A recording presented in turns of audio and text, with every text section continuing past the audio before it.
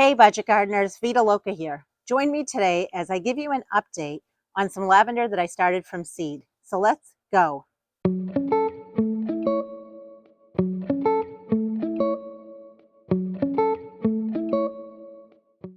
It is early May and I just brought my lavender seedlings outdoors to start hardening them off. Now I don't know about you, but I've always had a hard time germinating lavender from seed. I had done some research and I had found that lavender seeds, like many other plants, need what's called a cold stratification period. Now I have tried growing lavender from seed using the winter sowing process, and I like to use milk jugs. And basically, I tried doing that process, giving it the natural cold stratification period that they would receive if they were outdoors. And even though I had some seeds germinate, I still didn't have this kind of success. So I wanted to try something different this year. I did a lot of research and I made a video showing you my process for starting these plants from seed. What I'm going to do is I'm going to put a link to that video up above, but also down in the description below. So if you're interested in that whole process of what I did to get those seeds to germinate, please check the video out. I've read that lavender takes a long time to grow from seed. And here they are, my little plants. I have about 100 lavender seedlings or plants here. And they are about 1 inch to 4 inch in height. So yes, I can definitely attest to the fact that they are slow to grow, but it's well worth it. When the seeds germinated, I put them in 6 cell packs and I left them there for quite a while. And then eventually they graduated into these small little 2-inch pots. And I thought this was a perfect size because what I've read and what I've found is that lavender, because it's a Mediterranean plant, doesn't like to be too wet.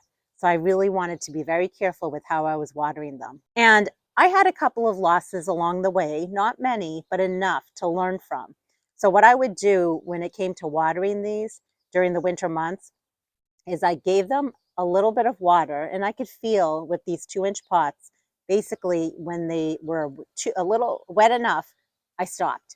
And then I put them back, and I did bottom water them, but it got to a point where when I was bottom watering these 10 by 20 trays, some plants needed more water, some plants needed less water. So I actually was taking these 2-inch pots out and I was putting them in another solid bottom tray, and I was just watering them individually, even if it was like 10 or 15 plants, but it wasn't the whole tray.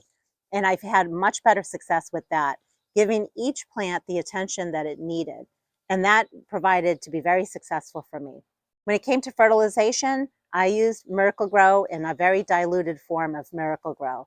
And I used it each time I watered these plants. And we're at a point now where most of these plants are ready to be graduated into the next size pot. I don't feel comfortable putting these out in my landscape yet. I really want to baby them just a little bit more. So they're going to go from these small 2 by 2 pots to a little bit larger 3 by 3 pot, which will be just perfect because again, I want to be able to control the moisture that they're getting. I'm going to find a plant here and show you how the roots are already coming out from the bottom of some of these plants, which tells me that it's time to pot them up into a bigger size pot. Look how cute these little plants are. I just think they're so adorable. And you can see that the roots aren't going crazy, but they're definitely starting to come out from the bottom of the pots. One thing I wanted to mention while we're at it is you'll notice there's a little bit of algae growth on the top here. And I had shown that in a previous video as well. And notice it did not affect the plant at all. A lot of people get really scared or nervous when there's algae growth on the top of their soil. And I've mentioned it before that it won't typically kill your plant. It's just an indicator that maybe that it's a little bit too wet and you need to, pull back on the watering. But the plants are usually very forgiving.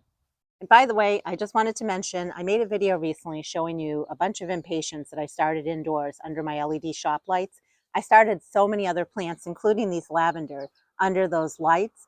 And I'm doing basically small individual little tours of updates and just how the plants are looking and talking a little bit about those plants. So if you're interested in the impatiens video, I will be sure to put a link above as well as down in the description below. So I loved all the comments that I got on previous videos that I made regarding the lavender. A lot of you have had trouble with starting lavender from seed. So I'm really hopeful that my previous video is helpful to you and that you'll use some of the tips that I gave when it comes to giving them that cold, moist stratification that they need. There were a few of you that said that you just used really fresh seed and you had no trouble germinating your plants. So this winter, I'm definitely going to try some experiments.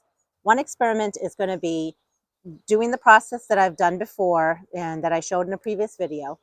One will be getting the freshest seeds that I can find, because it seems like some people, have had luck with that.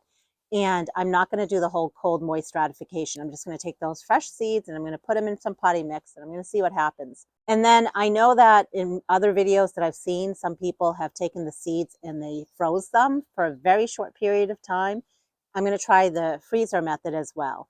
And I will definitely report back to you on my findings. So for today's video, the only other thing that I wanted to go over was what is next for these plants. Basically, they're still very small and I don't feel comfortable putting them in the landscape. So for the remainder of this video, the only thing I wanted to do was I wanted to take out one of these plants out of the 2-inch pots. And I want to show you what the roots look like. And then I'm just going to show you my process for potting them up. I am going to be using pre-moistened potting mix, and it's very good, very well draining. And so I think that will provide to be a good, soil mixture for these plants. And I'm probably going to just keep these plants, at least initially for the first few days, behind me under this covered porch. I don't want to shock them too much, and that's a good way for me to harden them off. And then eventually I'll graduate them and put them out on my rolling carts where I've been hardening off a lot of plants and where they'll get a little bit more sun. And right now they're in these 10 by 20 trays that don't have any drainage holes in the bottom, and I've been bottom watering them. I will be moving them into mesh trays, and the mesh trays do have holes in the bottom of them. And then I will be watering them from up above, from the top. And in case you're wondering, this is what one of the mesh trays looks like. I didn't buy these, I just get them from garden centers. Oftentimes there's a recycling area. You can get them for free. You can also look on Facebook Marketplace and find these for free. And when it comes to the pots, these are just pots that I'm reusing. And these are, again, 3 by 3-inch pots. I bought them on Amazon. However, at that same place where I get a lot of free recycled trays, I also get free recycled pots. So once I run out of these pots, I'll use some of those pots as well. What I like about the square pots is that I can nest them and fit them in very nicely in this tray. A lot of times, if I run out of the square pots, I'll use the round pots, but you do end up wasting space in a tray. So I do prefer to use the square pots. Okay, so let's go ahead and pull one of these plants out of their pots. Let's look at their roots, and then let's pot it up into a bigger size container. So again, here is the lavender we're going to play with right now. And notice again, it's in a small little 2-inch container. And what I'm going to do is just squeeze this little pot here, just to loosen up the roots. That is a beautiful looking little seedling. So at this point, what I'll do is I will just loosen the roots up the tiniest amount. Although it's not very pot bound, but still. You can see the size difference. It's definitely getting put up into a bigger size pot. I'm going to go ahead and add some pre-moistened potting mix to this pot. You always want to shake it around or just gently push it down just to eliminate any air pockets or air gaps that are in there. And then here's our little seedling, our little plant. And you want to make sure that the roots are below the soil level and the green part is above it. And then just backfill.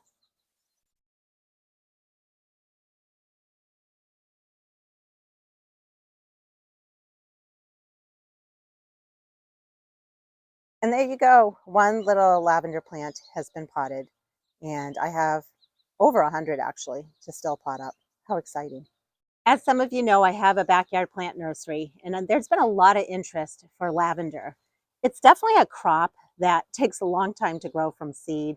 I don't anticipate selling any this year. I am actually looking to make one or even more than one lavender hedges in my yard.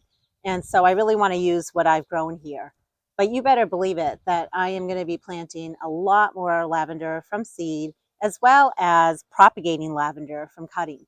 I have had success taking cuttings from different plants, and as far as I can remember, I don't think I've ever taken a cutting from a lavender plant So I'll be experimenting with that as well, and I'll be giving you updates, letting you know what worked or what didn't work when it comes to taking lavender cuttings and trying to propagate them that way. I really hope you enjoyed this video. I hope it inspired you to grow some lavender, because a lot of us love lavender and it doesn't have to be that hard to grow from seed. Lavender can be very expensive when you buy the plant, so why not try to grow it from seed yourself?